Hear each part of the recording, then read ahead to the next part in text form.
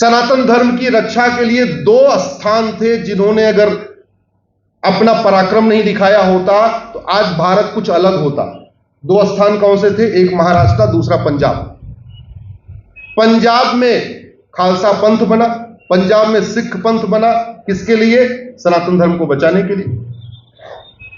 हमारे गुरुओं ने इतना बड़ा बलिदान दिया। साहिबजादे छोटे छोटे थे, 6 साल 9 साल के, उनको दीवार में चिनवा दिया। एक सबसे बड़ा बलिदान पंजाब में हुआ और दूसरा सबसे बड़ा बलिदान महाराष्ट्र में हुआ। संभाजी महाराज को कैसे मारा था? कितने दिन में मारा था? जोर से बताइए जरा। 39 दिन तड़पाया। 39 दिन। आप जरा कल्पना करिए कि वो कितने मजबूत रहे होंगे कि एक एक नाखून उनका उखाड़ा जा रहा है, इसके बावजूद कह रहे हैं मैं हिंदू हूं और हिंदू रहूंगा। उनकी एक एक उंगलियां काटी जा रही हैं और फिर भी कह रहे हैं मैं हिंदू हूं, मैं हिंदू रहूंगा। नाखून उखड़ गए, उंगलियां कट गई, फिर हाथ काटा गया, कह रहे हैं मैं हिंदू हूं, मैं हिंदू रहूंगा। और हम लोग उनके वंशज इतने दल गुलाम हो चुके हैं, इतने स्वार्थी हो चुके हैं, इतने पाखंडी नेताओं के जाल में फंस चुके हैं कि हम घुसपैठियों को भगाने के लिए कठोर कानून नहीं मांग रहे, हम धर्मांतरण के खिलाफ कठोर कानून नहीं मांग रहे, हम जनसंख्या नियंत्रण के लिए कठोर कानून नहीं मांग रहे। अरे बलिदान नहीं करना है, अपने नाखून नहीं उखड़वाना, अपनी उंगली नहीं कटवाना, कम से कम कानून तो मांग लो। सब लोग एकजुट होकर कानून तो मांग लो। और अगर कानून भी नहीं मांग सकते हो तो फिर आपके घर में शिवाजी महाराज दोबारा नहीं जन्म लेंगे। अगर आप इतने कायर हो, इतने आप अपनी जातियों में बटे हुए हो कि एकजुट होके पॉलिटिकल पार्टियों को आईना नहीं दिखा सकते हो, हम तुम्हें तब वोट करेंगे जब तुम घुसपैठियों को भगाओगे, हम तुम्हें तब वोट करेंगे जब तुम धर्मांतरण कराने वालों को फांसी देने के लिए कानून बनाओगे, हम तुम्हें तब वोट करेंगे जब तुम यूनिफॉर्म सिविल कोड लागू करोगे, हम तुम्हें तब वोट करेंगे जब तुम मजहब के आधार पर बने नियम कानूनों को खत्म करोगे। अगर हम इतना नहीं कह सकते फिर भगवान मालिक, फिर भगवान मालिक है। मैं तो केवल आगाह कर सकता हूं बस, और मैं अकेले कुछ कर भी नहीं सकता। मुझे लगता था मैं सुप्रीम कोर्ट में लड़ते लड़ते सारे समाधान कर लूंगा, फिर मुझे समझ में नहीं आया जब तक जन समूह नहीं होगा, जब तक जन समर्थन नहीं होगा, जब तक सब लोगों का जन दबाव नहीं होगा, तब तक इसका समाधान नहीं निकलेगा। 2-3 काम करिए। 5-5 हजार फेसबुक फ्रेंड बनाइए, वहां समस्याओं को लिखना शुरू करिए। अपने सांसदों विधायकों से मिलना शुरू करिए, उनको बताइए घुसपैठ, धर्मांतरण, जनसंख्या विस्फोट के कारण पूरे महाराष्ट्र की डेमोग्राफी बदल चुकी है, हमको कानून चाहिए। हमें अपने बच्चों की चिंता है, हमें अपने भविष्य की चिंता है। आप कानून बनाने क्यों नहीं बनाना चाह रहे? किसके बचाने के लिए नहीं बना रहे? आपको घुसपैठी, आप खुल के बोलिए और ये मत सोचिए कि आपने वोट नहीं दिया तो आपका सांसद नहीं है, या आपने वोट नहीं दिया तो आपका विधायक नहीं है। सांसद विधायक जब तक चुनाव लड़ता है तब तक वो पार्टी का होता है। जिस दिन वो जीत जाता है और संविधान की शपथ ले लेता है, फिर वो सबका हो जाता है, फिर वो किसी पार्टी का नहीं होता। संविधान की अगर कोई कैंडिडेट जीत भी जाए, 5 लाख वोट से जीत जाए चाहे 10 लाख वोट से जीत जाए, जब तक वो संविधान की शपथ नहीं लेगा तब तक वो सांसद कहलाएगा क्या? जोर से बोलिए। तब तक वो विधायक कहलाएगा क्या? अगर वो 10 लाख वोट से भी जीत जाए, अगर वो संविधान की शपथ नहीं लेगा तो सांसद नहीं कहलाएगा, और सांसद नहीं कहलाएगा, ना उसको वेतन मिलेगा, भत्ता मिलेगा, ना गाड़ी मिलेगी, ना बंगला मिलेगा, कुछ भी नहीं मिलेगा। सांसदों विधायकों को वेतन, भत्ता, गाड़ी, बंगला सब कुछ मिलता है संविधान की शपथ लेने के बाद, वोटों से जीतने के बाद नहीं। अंतर समझ लीजिए। और शपथ क्या लेता है वो?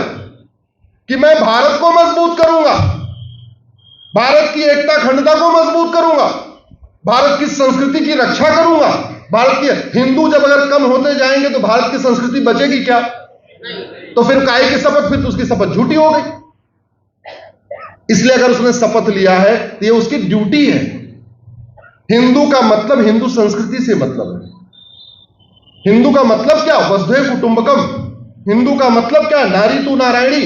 हिंदू का मतलब क्या? यत्र नास्ति पूज्यते रमन्ते तत्र देवता। हिंदू का मतलब क्या? सर्व मंगल मांगल्य शिवे सर्वार्थ साधिके। तो जो सांसद विधायक जीत के आते हैं वो शपथ लेते हैं, मैं भारत को मजबूत बनाऊंगा, भारत की संस्कृति मजबूत कराऊंगा, भारत की रक्षा करूंगा, भारत की एकता अखंडता को मजबूत करूंगा। और उनको वेतन भत्ता, गाड़ी बंगला पार्टियों के इशारे पे काम करने के लिए नहीं मिलता, उनको भारत के संविधान को लागू करने के लिए मिलता है। और सांसदों विधायकों का वेतन भत्ता, गाड़ी बंगला देता कौन है? जोर से बोलिए, कौन देता है? जोर से बोलिए जरा। आप देते हैं, आप इनकम टैक्स देते हैं, आप जीएसटी देते हैं, आप टोल टैक्स देते हैं, आप रोड टैक्स देते हैं, आप वैट देते हैं, आप टीडीएस देते हैं। जब आप पैसा देते हैं, आपके पैसे से वो चार्टर्ड प्लेन पे घूम रहे हैं, आपके पैसे से वो सारा काम कर रहे हैं, आपके पैसे से गनर लेके घूम रहे हैं, तो आपकी ड्यूटी नहीं होती एक बार उनको जाके बोलना कि हमारे आसपास घुसपैठिए बसते जा रहे हैं, हमारे आसपास धर्मांतरण हो रहा है, हमारे आसपास जनसंख्या विस्फोट हो रहा है। मेरा आप लोगों से निवेदन है, आप इसकी गंभीरता को सोचिए। और अगर आप अभी भी केवल सोच रहे होंगे कि हम अपना काम कर लें, दुकान चला लें, अपना रोजगार कर लें, घर में आके खा पी के सो जाएं, तो आप तो सुरक्षित रहेंगे, आपकी तो निकल जाएगी, लेकिन 20-25 साल के बाद बड़ी भयानक स्थिति आएगी। अगर आप आज की स्थितियों को समझ नहीं पा रहे हैं तो 20-25 साल के बाद बड़ी भयानक स्थिति आएगी। इसलिए मैं कहता हूं, पास्ट से सीखिए और आगे के बारे में सोचिए। मैं इसलिए कह रहा हूं, एक देश था पर्शिया, 90% वहां पारसी हुआ करते थे। पारसी बड़े शांत होते हैं, बड़े साफ सफाई पसंद लोग होते हैं, और कहने को वो पारसी होते हैं, एक्चुअली वो सनातनी होते हैं। जैसे पारसियों का गृह प्रवेश होगा तो सबसे पहले गाय जाएगी वहां, पारसियों का गृह प्रवेश होगा तो सबसे पहले गौमूत्र से वहां पोछा लगेगा, पारसियों का गृह प्रवेश होगा तो पहले वहां अग्नि जलाई जाएगी, हवन जैसे हम लोग हवन करते हैं। कहने को पारसी है, एक्चुअल में है सनातनी। और आज वैसे जहां पे भी अलग अलग भले मजहब चल रहे हैं, 2000 साल पहले तो और कोई मजहब था ही नहीं, तो था 2000 साल पहले क्या था? या तो पहाड़ों की पूजा होती थी, या तो नदियों की पूजा होती थी, या तो सूर्य की पूजा होती थी, या तो चंद्रमा की पूजा होती थी, या तो गाय की पूजा होती थी, या पीपल के पेड़ की पूजा होती थी, या बरगद के पेड़ की पूजा होती थी, या नीम के पेड़ की पूजा होती थी। कुछ न कुछ यही होता था। चाहे आज जो 85 क्रिश्चियन कंट्री है, 2000 साल पहले कोई क्रिश्चियन कंट्री तो नहीं थी ना, तो क्या रहा होगा वहां पे? प्रकृति की पूजा। 57 इस्लामिक कंट्री है, 1400 साल पहले वहां क्या रहा होगा? प्रकृति की पूजा, नदियों की पूजा, पहाड़ों की पूजा, गाय की पूजा, बैल की पूजा, अग्नि की पूजा, सूर्य की पूजा, चंद्रमा की पूजा, यही सब होता था पहले। वो सब बदल गया। 99% पारसी थे, वहां मात्र 5000 घुसपैठिए गए। 5000 घुसपैठियों ने धीरे धीरे वहां अपनी संख्या बढ़ाई। संख्या बढ़ाने का तरीका वही, घुसपैठियों को और बुलाया, धर्मांतरण कराना शुरू किया, लव जिहाद करना शुरू किया, बच्चे पैदा करने शुरू किए, 20-20, 25-25, और 50 साल के अंदर उस पर्शिया को ईरान बना दिया। जो आज ईरान कहलाता है, ये पहले पर्शिया होता था। कभी पारसियों ने सोचा था, जब 90% थे, कि हमारा पर्शिया एक दिन ईरान बन जाएगा? सोचा था क्या? जोर से बोलिए जरा। बना कि नहीं बना? कभी गंधार नरेश, चलो गंधार नरेश तो 5,500 साल पुरानी बात हो गई, जब गांधारी थी। 1805 में जब पंडित नंदराम टिक्कू प्रधानमंत्री थे गंधार के, तो उन्होंने सोचा था क्या कि 10 साल के बाद उनको खदेड़ दिया जाएगा और यहां पे हिंदू धर्म खत्म हो जाएगा। दुनिया की सबसे बड़ी बुद्ध की मूर्ति कहां थी? अफगानिस्तान। तोड़ी गई कि नहीं? बौद्ध खत्म हुए कि नहीं? हिंदू खत्म हुए कि नहीं? जैन, बौद्ध, सिख खत्म हुए, ब्राह्मण, क्षत्रिय, वैश्य, दलित खत्म हो गए, सब खत्म हो गए। दुनिया का सबसे बड़ा भव्य शिव मंदिर भी अफगानिस्तान में ही था, गांधार में ही था। और वो किसने बनवाया था? गांधार नरेश ने बनवाया था, अपनी बेटी के लिए बनवाया था, क्योंकि जो गांधारी थी वो शिव की भक्तिनी थी। उनकी पूजा के लिए उस समय गांधार नरेश ने बहुत भव्य शिव मंदिर बनाया था। उस शिव मंदिर को कोई ईंट बची है क्या अफगानिस्तान में? कोई नहीं बची। कैके नरेश ने पेशावर में भव्य विष्णु का मंदिर बनाया था। उस विष्णु मंदिर की कोई ईंट नहीं बची है। ईस्ट बंगाल, बंगाल के दो टुकड़े हुए, वेस्ट बंगाल हमारे पास आया, ईस्ट बंगाल पाकिस्तान हो गया। पंजाब के दो टुकड़े हुए, ईस्ट पंजाब हमारे पास आया, वेस्ट पंजाब पाकिस्तान हो गया। कभी पंजाब के लोगों ने सोचा था क्या कि वहां पे क्या होगा जो आज हो रहा है, जो आप सुनते रहते होंगे पाकिस्तान में? कभी सोचा उन्होंने? नहीं। कभी ईस्ट बंगाल वालों ने सोचा कि वहां जो होगा, चल बाकी तो छोड़ दो। इस साल 2024 के जुलाई में ढाका के हिंदू जैन बौद्ध ने सोचा था क्या कि अगस्त में उनके साथ क्या हो जाएगा? सोचा था? नहीं। जो नहीं सोचा था वो हुआ कि नहीं हुआ? तो ज्यादा अच्छा है सोच लीजिए क्या हो सकता है, उसको सोच लीजिए। जो लोग कारपोरेट में जॉब करते होंगे उनको एक वर्ड होता है SWOT, SWOT,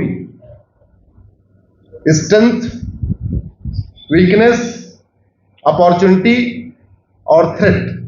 गूगल करिएगा SWOT, SWOT। क्या हमारी स्ट्रेंथ है, इसको पहचानिए। क्या हमारी वीकनेस है, इसको पहचानिए। क्या इस समय अपॉर्चुनिटी है, उसको पहचानिए। और क्या हमारे पास थ्रेट है हमारे सामने, उसको पहचानिए। उसके हिसाब से बढ़िए, उसके हिसाब से जागिए। कुछ लोग तो हमें, लेकिन SWOT जानेगा कौन? जो पढ़े लिखे हैं, जो डॉक्टर बन गए, इंजीनियर बन गए, चार्टर्ड अकाउंटेंट बन गए, तो लोग पढ़े लिखे। भाई पुराने लोग SWOT क्या जाने?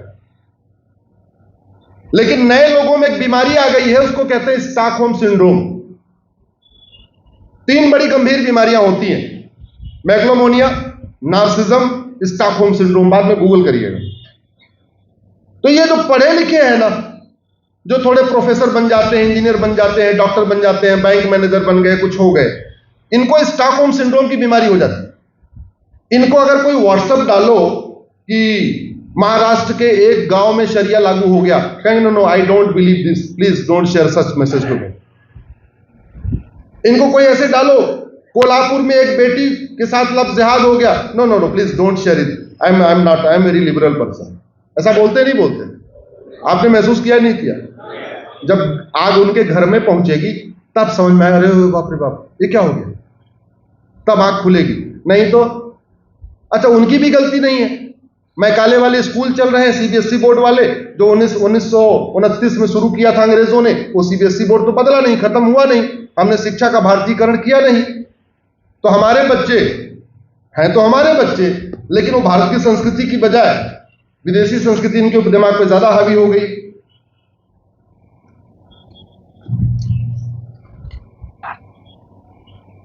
हम जातियों में बटे थे, इसलिए कुतुबुद्दीन आके हमारे मंदिरों को तोड़ के कुतुब मीनार बना के चला गया। हम जातियों में बटे थे, इसलिए अलाउद्दीन खिलजी आके सरस्वती मंदिर को तोड़ के वहां मस्जिद बना के चला गया भोजशाला। हम जातियों में बटे थे, इसलिए सिकंदर शाह आया, शिव मंदिर को तोड़ कर दीना मस्जिद चला गया। हम जातियों में बटे थे, इसलिए खिलजी ने रुद्र महालय को तोड़ के वहां पे जामी मस्जिद बना दिया। हम जातियों में बटे थे, इसलिए बाबर आया और अयोध्या में भगवान श्री राम की जन्मभूमि को तोड़ा और वहां पे उसने बाबरी मस्जिद बना दिया। हम जातियों में बटे थे, इसलिए अहमद साद अब्दाली नाम का दरिंदा आया, उसने भद्रकाली मंदिर को तोड़ के जामा मस्जिद बना दिया। हम जातियों में बटे थे, इसलिए औरंगजेब ने काशी विश्वनाथ को तोड़ के वहां पे ज्ञानवापी मस्जिद बना दिया। हम जातियों में बटे थे, इसलिए औरंगजेब ने मथुरा में भगवान कृष्ण जन्मभूमि को तोड़ा, वहां मस्जिद बना दिया।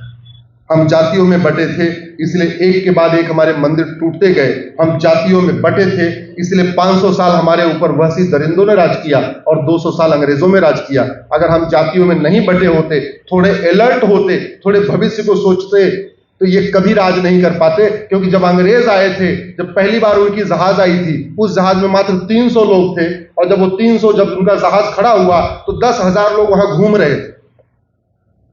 अगर समुद्र में से निकाल के एक एक पत्थर मारते, वो 300 के 300 अंग्रेज भाग जाते, और भाग जाते दोबारा जिंदा, उनकी हिम्मत नहीं पड़ती आने की। लेकिन हमने सोचा कोई बात नहीं, 300 आ गए, फर्क क्या पड़ता, ठीक है ये भी रहेंगे, ये भी हमारे जैसे ही है।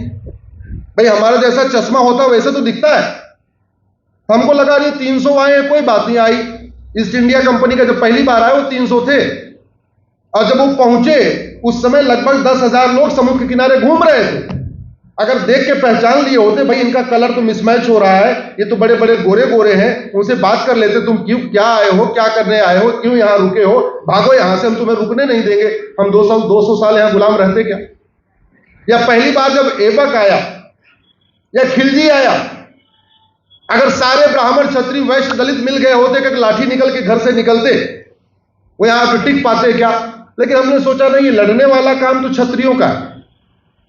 जब यहां अफजल आया, औरंगजेब आया, सारे ब्राह्मण क्षत्रिय मिलकर लाठी लेके निकलते, भाला लेके निकलते, गड़ासा लेके निकलते, घर में जितने हथियार थे, तो यहां टिक पाता क्या, नहीं।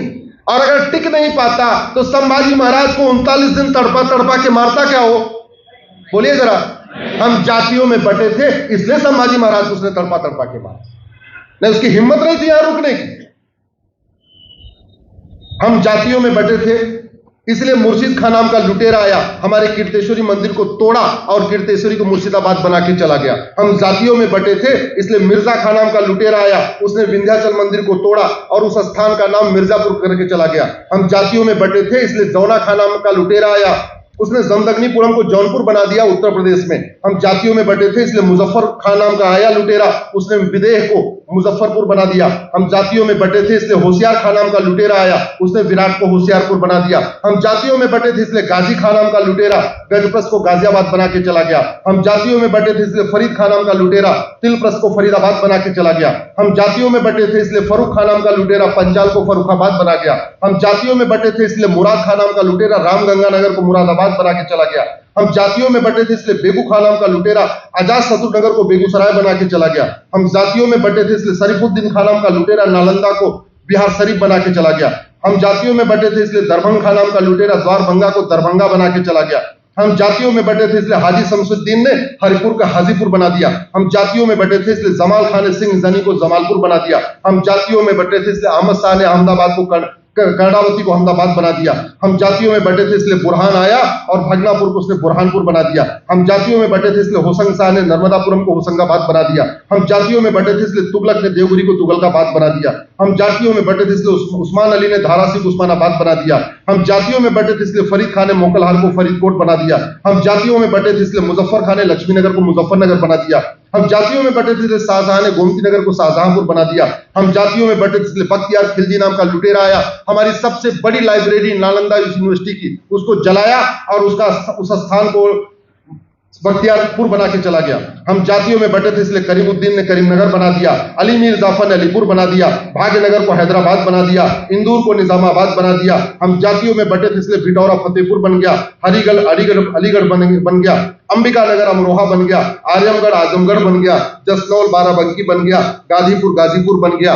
और सबसे बड़ी बात, हम जातियों में बटे हुए हैं, इसलिए आज के बेशर्म नेता कह रहे हैं हम औरंगाबाद का नाम नहीं बदलने देंगे।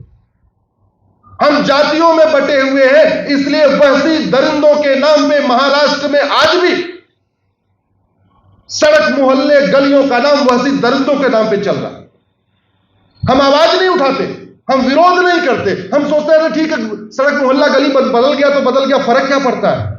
जानते हो फर्क क्या पड़ता है? फर्क यह पड़ता है कि जिन स्थानों का नाम कुरान में है वो आज भी उसी नाम से पाए जाते हैं। फर्क यह पड़ता है जिन स्थानों का वर्णन बाइबल में है वो आज भी उसी नाम से पाए जाते हैं, लेकिन जिन स्थानों का वर्णन वेद में है, पुराण में है, भगवत गीता में है, रामायण में है, वो उस नाम से नहीं पाए जाते। और हमारे बच्चों को जब ये सिखाया जाता है कि रामायण एक काल्पनिक घटना है, महाभारत एक काल्पनिक घटना है, तो वो मान लेते हैं। सबसे बड़ा फर्क यह पड़ता है।